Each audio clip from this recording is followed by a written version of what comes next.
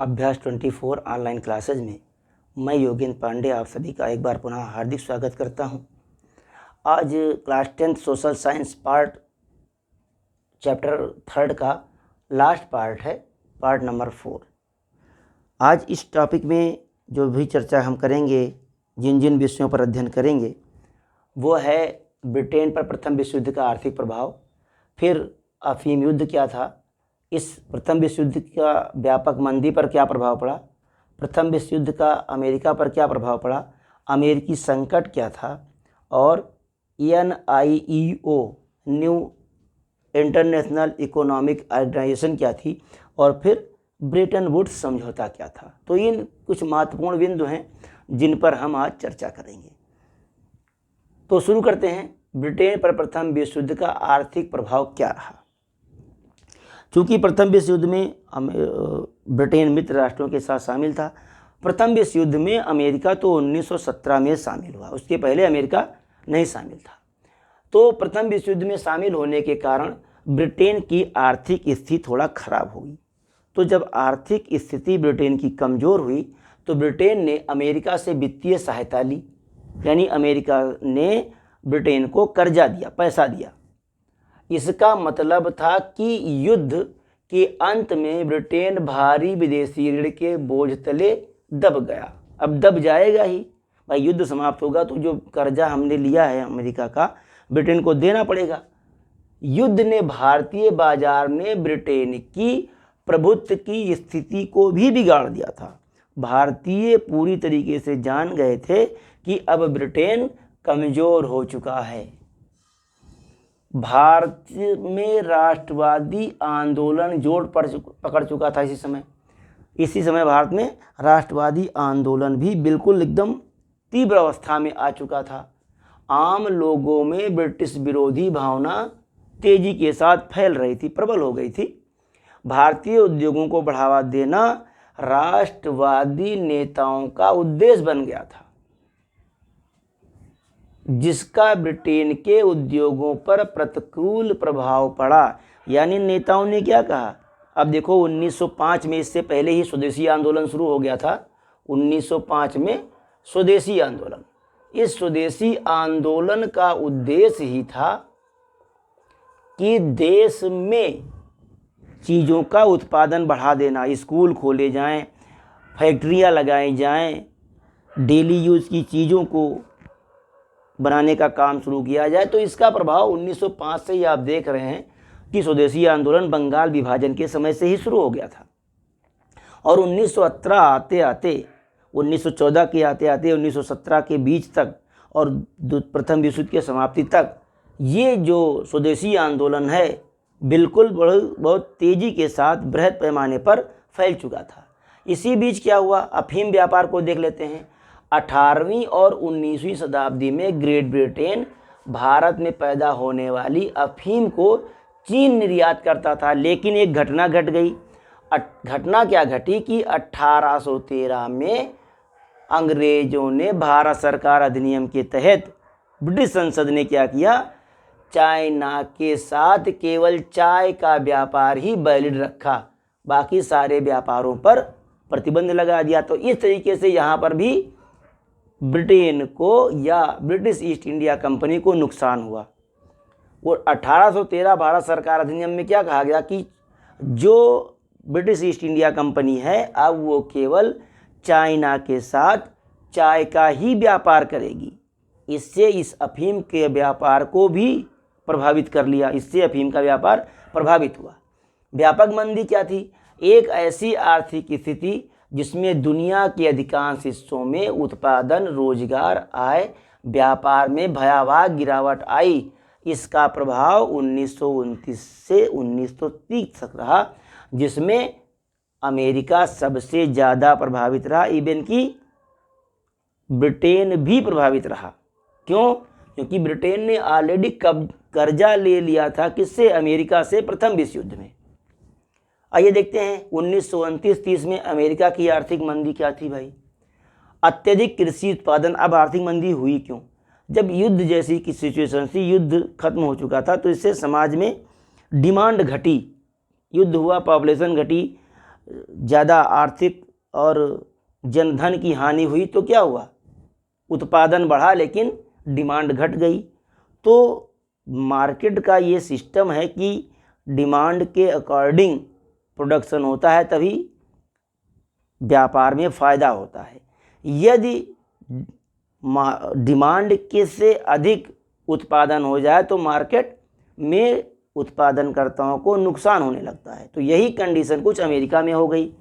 हुआ क्या, अत्यधिक कृषि उत्पादन यानी कृषि का उत्पादन बढ़ गया, और उत्पादन बढ़ने पर क्या हुआ, कृषि मूल्यों में गिरावट आ गई, जिसके कारण कृषि आय में भी गिरावट आई, और कृषि उपज के खरीदारों की कमी के कारण, क्यों, क्योंकि उत्पादन ज़्यादा था, डिमांड घट गई थी, अनाजों की आपूर्ति बाधित हुई। अनाज कोई खरीदने वाला ही नहीं था। जो बड़े बड़े अड़हतिया थे, ठेकेदार थे, व्यापारी थे, वो अनाज खरीदने के लिए तैयार ही नहीं थे, जिससे क्या हुआ, कृषि उपज सड़ गई, अनाज सड़ने लगे।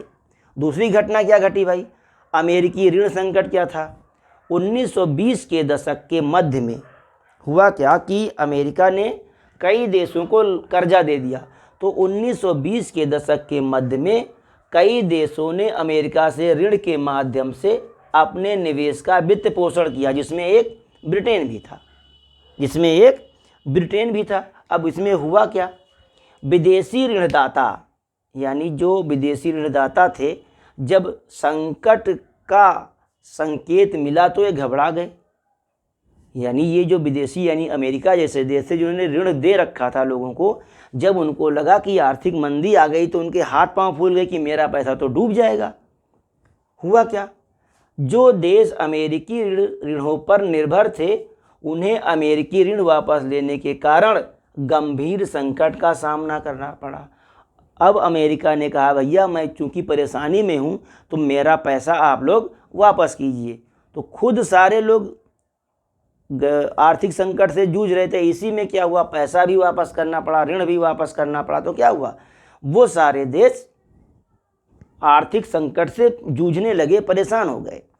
इससे प्रमुख बैंकों की विफलता हुई, यानी जो बड़े बड़े बैंक थे वो दिवालिया हो गए, उनको कर्जे में डूब गए, वो माइनस में चले गए, और मुद्राओं का पतन हो गया, यानी जो मुद्राएं थी उनकी वैल्यू घट गई।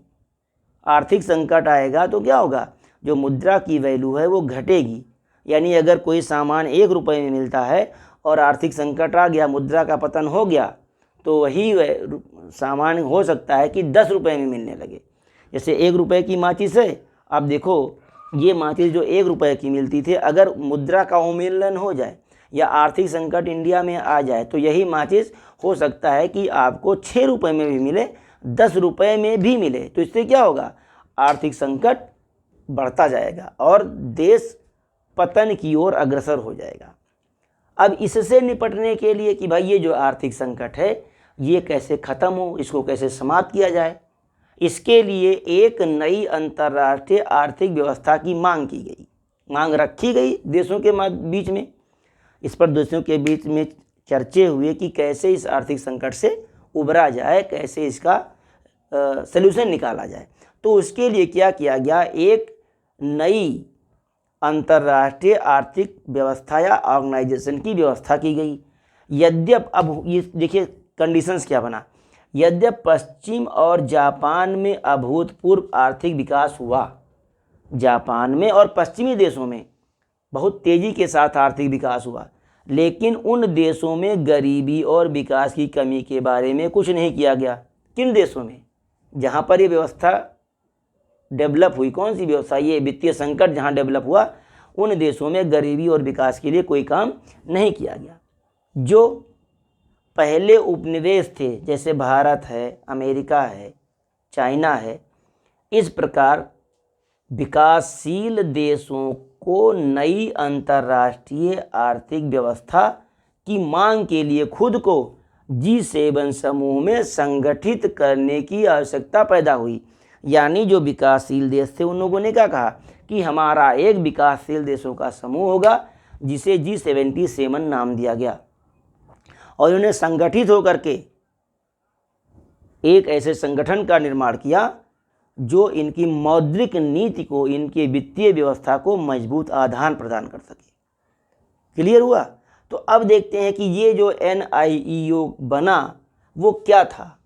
तो ये एक ऐसी प्रणाली थी जो उन्हें अपने प्राकृतिक संसाधनों पर नियंत्रण, अधिक विकास, सहायता, कच्चे माल के लिए उचित मूल्य और विकसित बाजारों में उनके निर्मित माल के लिए बेहतर पहुंच प्रदान करना था।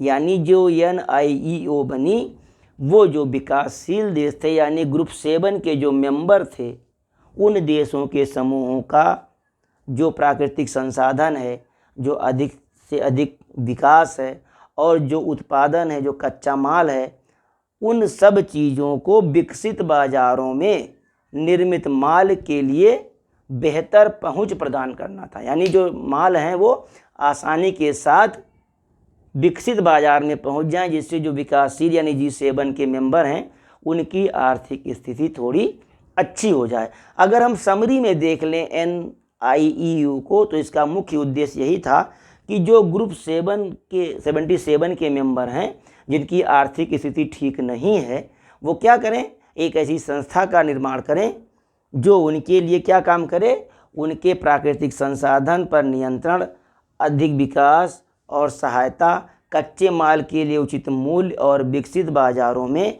निर्मित सामानों के पहुंच को बेहतरी प्रदान करे। ये था NIEO। अब इसके लिए क्या व्यवस्था की गई, ये जब बन जाएगा तब काम का होगा। एक दूसरा जो आता है सिस्टम, ब्रेटन वुड्स समझौता। ये क्या था भाई, इस भी थोड़ा चर्चा कर लेते हैं।